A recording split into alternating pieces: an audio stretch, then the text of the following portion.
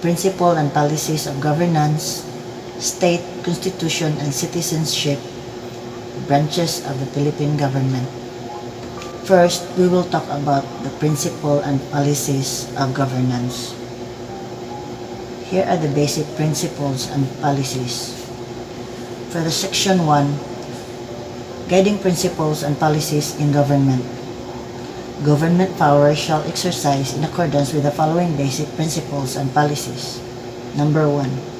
The Philippines is a democratic and republican state. Sovereignty resides in the people and all government authority emanates from them. Number 2. The state values the dignity of every human person and guarantees full respect for human rights. Number 3.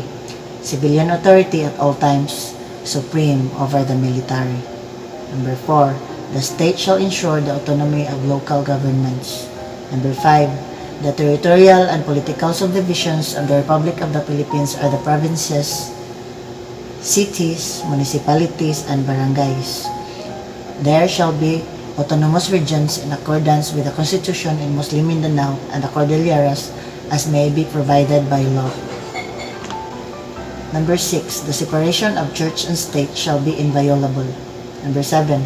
The right of the people and their organizations to effective and reasonable participation at all levels of social, political, and economic decision-making shall not be abridged.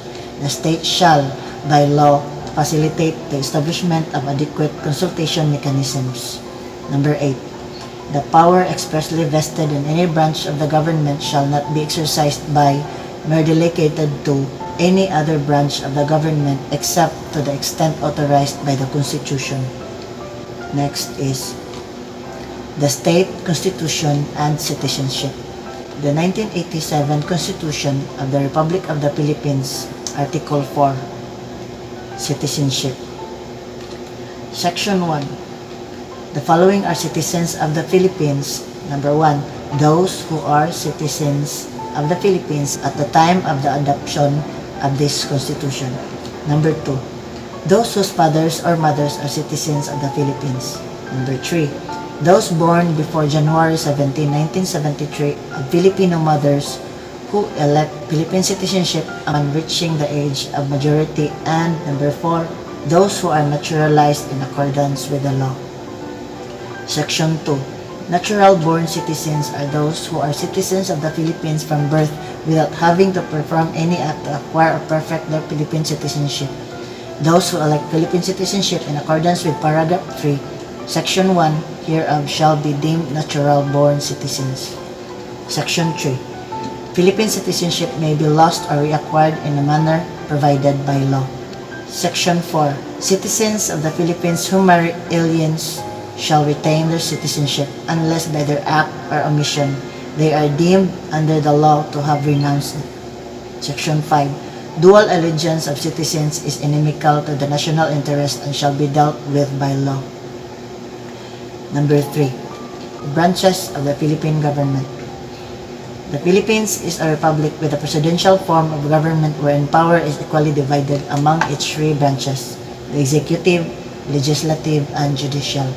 One basic corollary in a presidential system of government is the principle of separation of powers, wherein legislation belongs to Congress, execution of the executive, and settlement of legal controversies to the judiciary. The legislative branch is authorized to make laws, alter, and repeal them through the power vested in the Philippine Congress. This institution is divided into the Senate and the House of Representatives. The executive branch is composed of the President and the Vice President who are elected by direct popular vote and serve a term of 6 years. The Constitution grants the President authority to appoint his cabinet. These departments from a large portion of the country's bureaucracy. The judicial branch holds the power to settle controversies involving rights that are legally demandable and enforceable.